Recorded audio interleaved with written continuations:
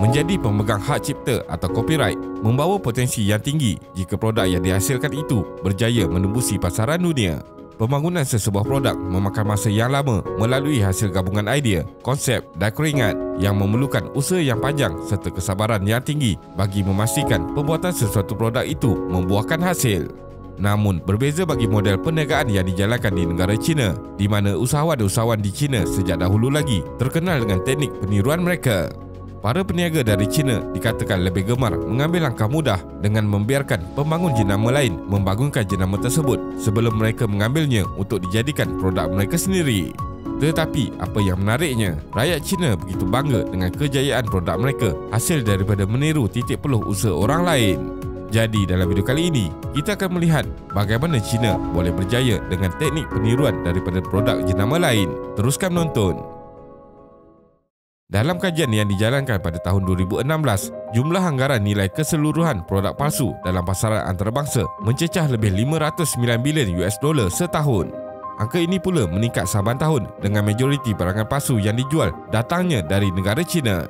Perubahan cara kerja yang berlaku di China akibat permintaan yang meningkat saban tahun ini telah membuka peluang yang banyak kepada usahawan segera di China menjana pendapatan sampingan dalam skala besar bermodalkan kos yang lebih rendah. Ini berkait dengan budaya kerja keras yang diamalkan oleh rakyat negara itu yang sekaligus mampu memaksa pekerja untuk bekerja tidak kira masa. Dari segi aspek undang-undang pula, pengeluaran barangan cetak rompak di China merupakan satu kesalahan serta dianggap satu jenayah. Namun, kegagalan pihak berkuasa China dalam menyela aktiviti ini khasnya apabila melibatkan syarikat luar adalah disebabkan oleh beberapa faktor luar kawalan mereka.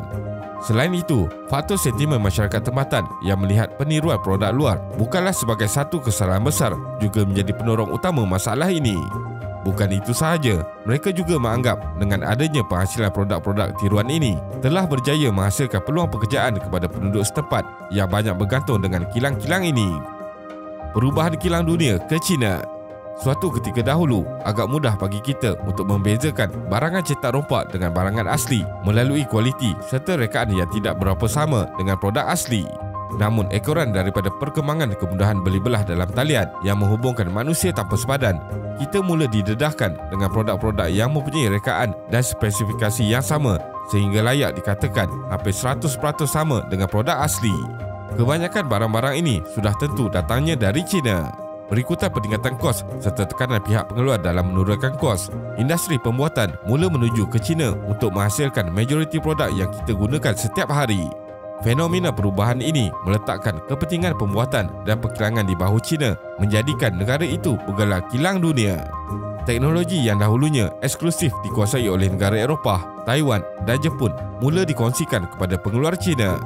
Ini seterusnya membolehkan syarikat China mendalami pelbagai aspek pengeluaran seperti rekaan, penghasilan acuan, spesifikasi, hak cipta serta rahsia pengeluaran syarikat tanpa perlu melakukan proses pembangunan.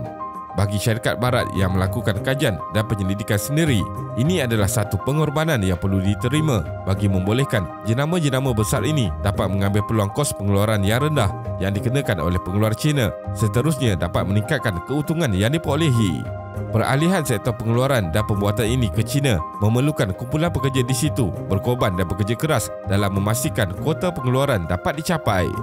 Antaranya dapat dilihat melalui budaya kerja 996 yang diamalkan oleh majoriti syarikat-syarikat gergasi di China. Budaya 996 ini merujuk kepada waktu mula dan tamat kerja, iaitu bermula dari 9 pagi sehingga 9 malam. Angka 6 pula merujuk kepada jumlah hari bekerja dalam seminggu, menjadikan budaya kerja 996 memerlukan seorang pekerja untuk bekerja selama 12 jam sehari dan 6 kali seminggu. Ghost shift, waktu paling sesuai mencetak rompak produk. Bagi memenuhi kuota pekerja serta menjana pendapatan lebih, banyak syarikat perkilangan di China mula menambah jadual kerja tambahan secara sulit. Jadual kerja tambahan ini dinamakan sebagai shift ketiga atau third shift atau ghost shift.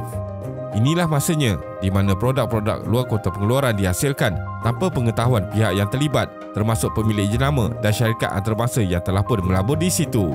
Perkara ini dilakukan atas persetujuan perusahaan kilang itu sendiri. Terdapat beberapa cara popular yang digunakan. Ada syarikat yang secara tidak rasmi menjalankan operasi mereka pada lewat malam bagi menghasilkan produk shift ketiga. Ada juga syarikat yang mengupah sindiket tertentu yang tidak berdaftar untuk hadir ke kilang pada lewat malam bagi menjalankan operasi lewat malam menggunakan tenaga kerja berbeza. Produk yang dihasilkan daripada shift tambahan ini pula tidak direkodkan secara rasmi, sebaliknya akan dijual kepada sindiket-sindiket jualan yang dilantik secara sembunyi. Bergantung kepada kaedah penghasilan produk shift ketiga yang diamalkan, kualiti produk yang dihasilkan juga akan mempunyai perbezaan ketara. Seandainya pengilang asal menghasilkan produk shift ketiga tersebut, kualitinya akan jauh lebih baik, malahan setaraf dengan produk asli. Manakala bagi pengilang yang mengupah subkontraktor lewat malam pula, sudah tentulah akan menghasilkan produk yang kurang berkualiti disebabkan ketiadaan penyeliaan daripada mereka yang benar-benar terlibat. Berikutan penggunaan kaedah dan peralatan yang serupa dalam penghasilan sesuatu produk shift ketiga, apa yang mampu dihasilkan oleh pengeluar shift malam tidak rasmi ini ada kalanya 100% sama dengan produk asal.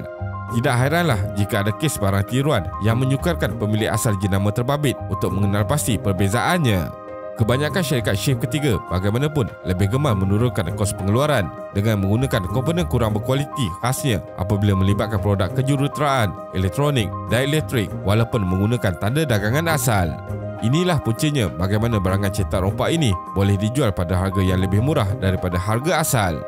Selalunya, ianya melibatkan barangan yang mudah dipalsukan seperti pakaian dan kasut kerana syarikat yang meniru ini tidak perlu mengeluarkan kos untuk membayar lesen dan penyelidikan. Jenama popular yang berjaya ditiru oleh China. IKEA. Umum mengetahui, IKEA merupakan salah satu kebanggaan untuk negara Sweden. Jenama IKEA merupakan duta bagi Sweden untuk ke seluruh dunia. Namun, orang Cina tanpa segan silu mengambil keseluruhan konsep yang dibangunkan oleh IKEA selama ini untuk ditiru dan dijadikan produk mereka sendiri. Usahawan yang membangunkan pasaraya perabot yang dinamakan sebagai Eleven Furniture ini tanpa rasa bersalah meniru sepenuhnya idea dan konsep yang dibawakan oleh IKEA, daripada beg galas yang dibekalkan kepada pelanggan, konsep susunan kedai, rekaan visual dan grafik, sehinggakan warna apron kuning juga ditiru oleh mereka. Menurut pengunjung, satu sahaja perbezaan yang dapat dilihat antara IKEA sebenar dan IKEA Cina ini, iaitu perabotnya sudah siap dipasangkan penjual sebelum dijual. Berbeza dengan IKEA, kebanyakan konsep perabot yang dijual di situ adalah berkonsepkan DIY. Motosikal Yamaha. Satu contoh kes hasil produk Ghost Shift paling terkenal melibatkan pengeluar motosikal Jepun iaitu Yamaha. Syarikat ini telah melantik 3 buah syarikat usaha sama bersama di China. Namun sangat menyedihkan apabila semua rahsia kejuruteraan Yamaha akhirnya dijual oleh salah satu dari syarikat terlibat yang tidak bertanggungjawab kepada syarikat lain milik warga tempatan. Hasilnya, 4 bulan selepas itu, motosikal cetak rompak yang mempunyai rekaan dan teknologi yang sama mula dikeluarkan oleh syarikat-syarikat tidak ternama ini.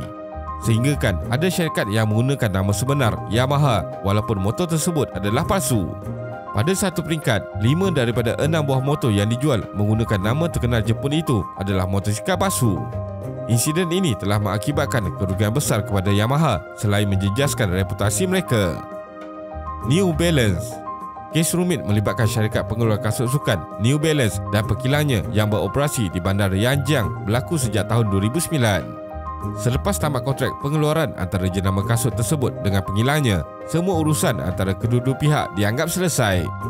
Namun, pengilang kasut tersebut bukan sahaja tidak menghentikan pengeluaran, malah enggan memulakan kembali semua spesifikasi dan rahsia teknologi yang telah dipinjamkan bagi membolehkan pengeluaran sebelum itu terus dijalankan. Selepas laporan dibuat oleh New Balance, serbuan pihak berkuasa Cina menemui longgokan kasut jenama New Balance masih dihasilkan di kilang tersebut dalam skala besar.